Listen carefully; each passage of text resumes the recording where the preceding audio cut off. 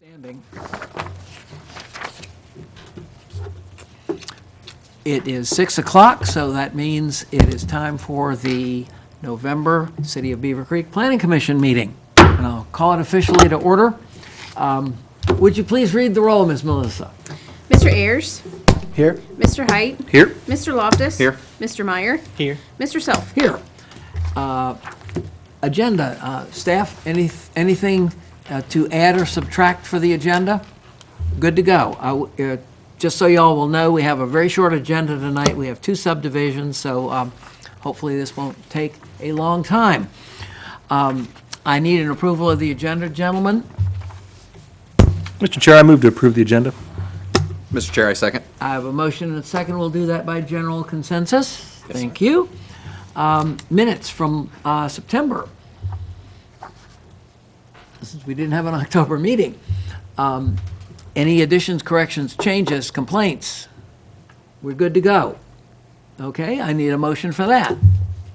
Mr. Chair, I move to approve the minutes from the September Planning Commission. Thank you. I'll second. And I have a second, and we'll do that by general consensus. Okay, now we're down to the meat of the subject. We have 2 subdivisions approvals tonight. The first one is S20-9 CedarBrook Farms, Section 2. Good evening, Mr. Chairman, members of Planning Commission. The applicant is requesting approval of a final subdivision that would allow for approximately 28 lots on 10.5 acres at CedarBrook Farm off of Shakertown Road. So as you're aware, here we go.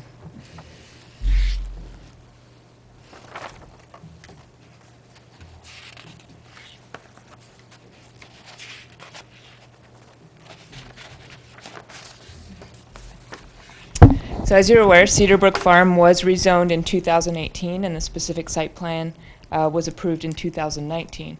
The final subdivision for the first section was approved by Planning Commission in July of 2019. So this Section 2 of CedarBrook Farms, as I stated, is 28 lots. The majority of those lots will be 0.2 of an acre each, as was approved in the specific site plan. Lots 42 through 49 will range from 0.46 acres to 0.68 acres, and those are the lots that abut the R1A one-family residential to the north and then to the east. Our zoning code does require that any lots that abut existing residential lots have to match that same the same size. So that's why those lots are significantly bigger than the rest of the lots within Section 2. Along with the approval of Section 2 is the construction of Newton Drive, as well as that connection to the existing Newton Drive. A condition of approval did require that a speed table be put in where Newton Drive is being constructed from the old part to the new part, and then also a condition of approval did prohibit, I should say, any construction traffic from this project from Section 1 or 2 from going into the old Newton Drive. So that is something that we will be keeping an eye on as well. We did route this out to all the area agencies, utilities, and city departments, and they all recommended approval or approval with conditions. And there are 7 conditions with this recommendation, and we also are recommending approval. Thank you. Nice and complete, and thanks for adding those, reminding us of those previous conditions. For the record, I live in the Plat immediately to the north, but when we initially heard this, the city attorney determined that there would be no conflict of interest on my part, so I can take part in this discussion. Gentlemen, I'll just throw this open. Questions? Comments?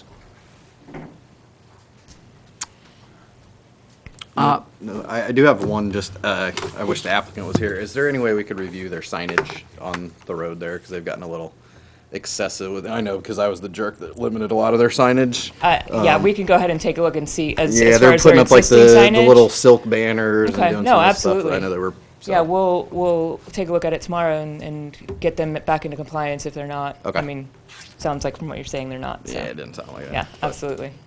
No, other than that, I don't have any questions. Okay. Gentlemen?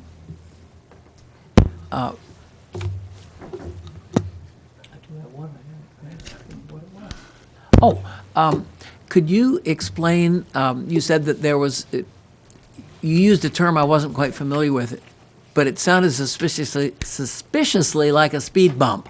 Oh, a table, a speed table. So it's actually, it's bigger and it's flat on the top. So you come up and then you go over it, and it requires you to slow down even more than a speed bump, or else you're going to bottom out your car. So, You know where the Office Depot? yeah, I'm sorry? Walmart has Right, has okay, it. Yeah, those are- understood. Yep. I just was, it just slipped my mind what that was. I don't like speed bumps. Yeah. They're hard on my cars. Gentlemen, anything else? Okay, then I need a motion. Don't be shy. Mr. Chair, I motion to approve with the 7 conditions. Okay, that would be the subdivision CedarBrook Farm, Section 2, S20-9? Correct. Good, okay. Mr. Chair, I second. Don't fight over it, gentlemen. No, There no. are plenty All of yours seconds next to go around. Okay, I have a motion and a second. Let's read the roll. Mr. Height, Yes. Mr. Loftus. Yes. Mr. Meyer, Yes. Mr. Ayers, Yes. Mr. Self. Yes, motion carries 5-0, and I've been waiting 34 years for that street to be cut through. There are 300 houses in the Plat to the north with only one access, so this corrects a long-standing planning problem in the city. I'm very happy. Okay, our second case tonight is case S20-10, Chapman Plat. Thank you, Mr. Chairman. The applicant is requesting approval of the final subdivision for approximately 2.8 acres located at the intersection of Indian Ripple and North Alpha Bellbrook Road. The applicant is requesting that this parcel be divided into 2 separate lots, with Lot 1 being 40,743 square feet and Lot 2 being 72,090 square feet. So the property was actually rezoned in July of 2006. At that time, it was zoned agricultural, and the property owner wanted to create a separate buildable lot, but because it was an agricultural parcel that was under the required 5 acres, he had to rezone the property before he would be able to split the lot off. So he received approval from City Council in July of 2006 to rezone the property from A1 agricultural to R1 AA, one family residential. And following that, he did go to Planning Commission to separate the lots, and it was approved, but he never moved forward with that, did not get it recorded at the county. So since 14 years have gone by, we let him know that he needed to come back and do this again. So the only issue that we had, or the only issue that we thought you guys might notice when looking at it, was that in an R1 AA zoning, you have to have a minimum of 1 acre per parcel, and the property, so the lot 1 is actually 49,763 is what's being proposed, and a 1 acre parcel is 43,560. So he's actually a little bit below that required 1 acre. And part of the reason for that is because, as you can see, just to the south of the properties, is that we're having him dedicate the right-of-way. So when he originally split off the lots, he was meeting that requirement. But since we require right-of-way dedication, because right now the property goes all the way out into the middle of the road, it takes away some of that square footage, which then puts him under that 1 acre threshold. And because it's something on our end that's causing that, we don't see an issue with that, with him just being right below it, and then also just with the positioning of that property line. If I just go back to the aerial photo, you can see it's going to be just to the west of the barn. So if he did try to do the 1 acre, it would be right up next to the barn. So he's putting that property line in a spot where where the barn will still remain in compliance with our code. So staff didn't have an issue with that at all, and we are recommending approval. Because he is creating a new buildable lot, he will have to pay park fees before he constructs a home on that property. and all agencies recommended approval or approval with conditions. And staff is also recommending approval with the 5 conditions in the attached staff report. And if you have any questions, I can answer those now. Excellent report as usual, thank you. Gentlemen, this is what our former commissioner, Tom Poliquin, would say, a no-brainer. Any questions? Just a quick one. Is the R1AA setback the same as R1A? Yes. It would be like 5 feet if there's no structure on the other property, or 10 10 feet feet. if there was? It's 10 feet. It's 10 feet always. Okay. Yep. So,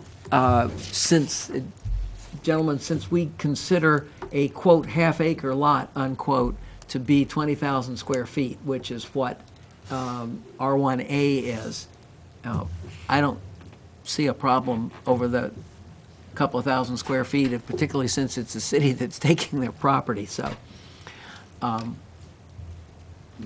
Further comments that engender any questions? Okay, then I'll ask for a motion. Mr. Chair, I move to approve case number S-20-10 with the attached 5 recommendations. Okay, I have a motion, Mr. Chair, I second. and I have a second. Let's read the roll on this. Mr. Loftus? Yes. Mr. Meyer? Yes. Mr. Ayers? Yes. Mr. Height? Yes. Mr. Self? Yes, motion carries 5-0. And we are fresh out of agenda items.